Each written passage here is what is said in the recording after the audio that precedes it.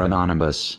On Friday, January 27, 2017, President Trump issued an executive order suspending the Syrian refugee program and temporarily banning entries for people coming from Iraq, Iran, Libya, Somalia, Sudan, Yemen and Syria.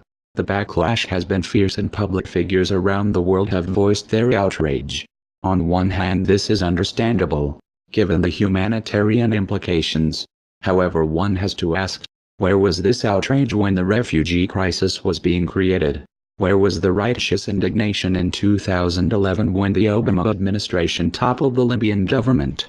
First by sending in the CIA to back rebel groups that ended up having direct ties to Al-Qaeda, and then using airstrikes to finish the job.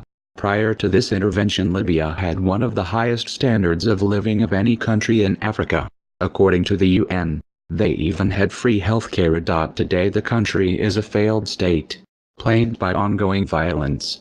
That's why these people are trying to escape. And where was this righteous indignation in 2012 when the US began providing weapons, money and training to rebel groups in Syria in an attempt to overthrow Assad?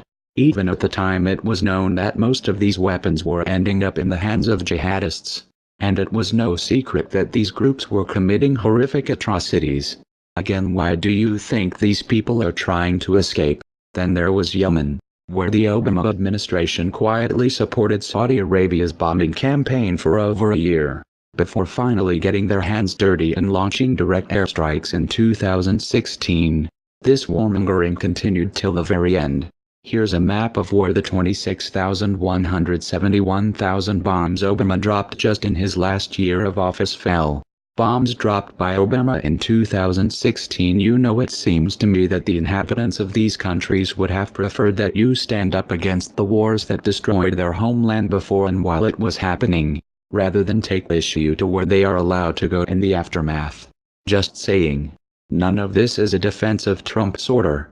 It doesn't make any sense that Iran be included on the list while Saudi Arabia, United Arab Emirates and Egypt get a free pass. Especially considering that Saudi Arabia is most prolific purveyor of Wahhabi extremism in the world.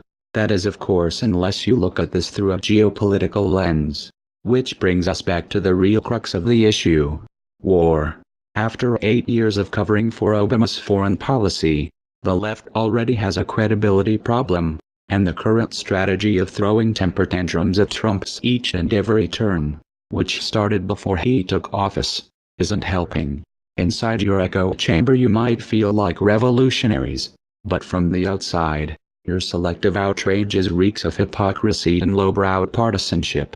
You're also burning through your ammunition before the battles that are really going to count, like another war or an expansion of police state powers. We are anonymous. We are legion. We do not forgive. We do not forget. Expect us. When do we beat Mexico at the border? They're laughing at us, at our stupidity. When Mexico sends its people, they're not sending their best. Well, I have a lot of men down here right now. We have over 100, and we have about 125 coming. So we'll have a couple of hundred people down here. Isn't it hypocritical for you saying that illegal immigration is killing this country to be employing illegal immigrants? I read the story. And we're building a great hotel on Pennsylvania Avenue, and it's being done beautifully. And we're I'm very cognizant of that. Anderson, you have either anywhere from 11 to 34 million illegal immigrants in this country. They're all over the place. Nobody knows even where they come from. They probably come some from the Middle East. You don't know where they're coming from. What they say is several of the men who hail mostly from El Salvador, Honduras, Guatemala have earned U.S. citizenship or legal status through immigration programs targeting Central Americans fleeing civil wars or natural disasters. Others quietly acknowledge that they remain in the country illegally. They don't give numbers. They have to give us the names because we have, illegal, or they're not going to give you names. They have to give us the names, and I have to say this. From what I heard, and I just checked it this morning because I asked the question because I read the article also, we are absolutely in beautiful, perfect shape. Now, I wish they'd give us the names. We would get rid of them immediately. Can you guarantee that you don't have illegal or undocumented workers working for you in hotel projects or various projects? I can't guarantee it. How can anyone? We have 34 million in the country. I used to hear 11, now I hear it's 34 million. I can't guarantee anything. Donald J. Trump is calling for a total and complete shutdown of Muslims entering the United States until our country's representatives can figure out what the hell is going on. There'd be a database system that tracks the Muslims here in this country. There should be a lot of systems beyond database. I mean, we should have a lot of systems. And today you can do it.